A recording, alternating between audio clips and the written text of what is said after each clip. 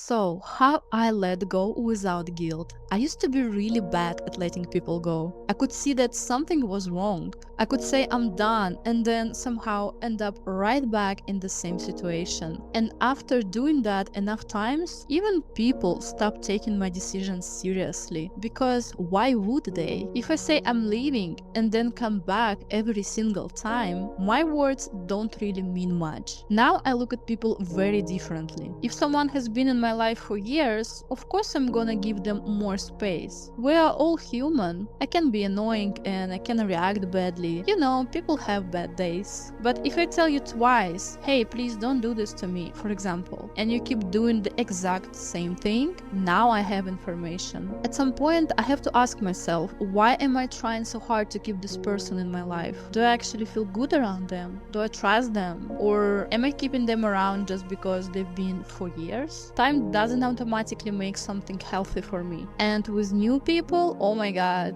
I'm even faster now. I used to have that little saber thing going on, like maybe they will be different with me, or maybe I can understand them, or maybe it's actually not that bad. I will save them. No, that's not gonna happen now. I know what kind of treatment I want. I know what I can give another person. I've experienced good treatment before. So when something already feels wrong at the beginning, I pay attention. The beginning is usually when people are showing you their best side. If I'm already confused and anxious, making excuses for them or trying to convince myself that obvious red flags are not a big deal, why am I signing up for that? And also, once I finally decide to let somebody go, it can still hurt. Sometimes I will think about it for a week. I'll replay conversations in my head. I'll imagine things I could have said differently. And I'm not gonna lie, there can be an anxiety, anger, and that weird empty feeling because somebody who was part of your normal routine suddenly isn't there anymore. But please understand that that doesn't automatically mean you should go back. Think about literally any habit you've had for years. You remove it from your life and your brain is gonna notice. There is suddenly an empty space where something familiar used to be. And yeah, people can become part of your routine too. So I let myself think about it. I don't expect myself to wake up the next morning completely fine. Usually every day the feeling gets a little quieter. And I've also learned that sometimes, not always, but sometimes, you need to sit down and actually admit, damn, I was wrong. I had one huge conflict with a friend years ago where I knew I had started the whole mess. Things got extremely emotional on both sides. We both say things. We didn't speak around like 6 months. And eventually I had to look at the situation without protecting my ego. I knew I fucked up. So I apologized properly and I explained myself. I worked to rebuild the trust because the friendship genuinely mattered to me. And we ended up fixing it. And now we're still best friends. So I don't have some rule where every conflict means block them and move on. Sometimes relationship or friendships is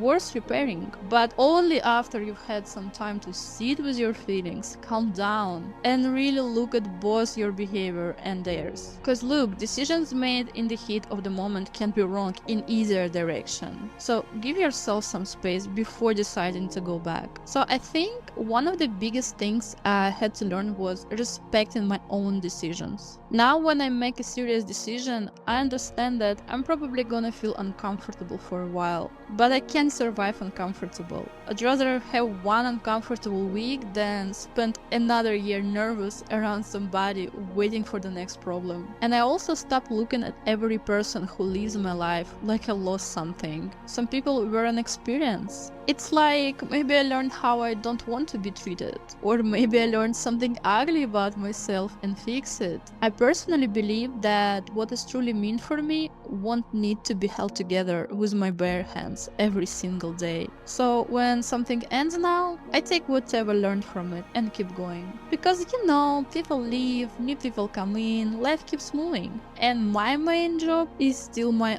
own life. So guys, have you ever been through something like this, or maybe you're going through this right now? I genuinely love to hear your experience and how you dealt with letting someone go.